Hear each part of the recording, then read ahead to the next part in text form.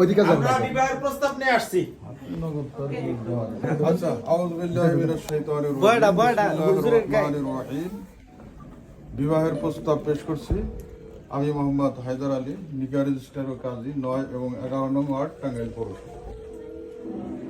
কুমুল্লী নামদার নিবাসী শহীদুল ইসলামের পুত্র মোহাম্মদ সোহাগ 10 লক্ষ একটা দিনমোহর সাব্যস্ত করিয়া মোহাম্মদ আতোয়ার রহমানের উগালিতিতে বিবাহের প্রস্তাব পেশ করিয়াছেন। আপনি মোহাম্মদ সোহাগকে স্বামী হিসাবে কবুল করুন। বলেন আলহামদুলিল্লাহ। কবুল। জোরে বলতে হবে। শহীদুল ইসলামের পুত্র মোহাম্মদ সোহাগকে স্বামী হিসাবে কবুল করুন। বলেন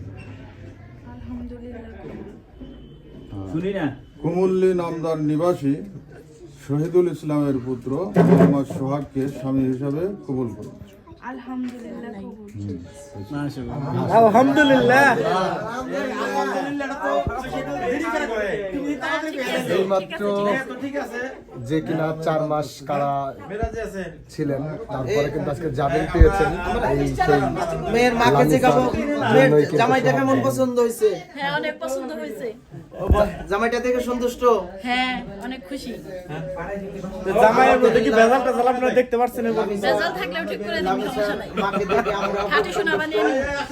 মাশাআল্লাহ অনেক সুন্দর একটু মা পেয়েছে, আমরা ধন্য। যেমন বাবা পেয়েছে তেমন মা। আমরা পরে এটা পরে নেই। আমরা তো বাইরে যেতেছি।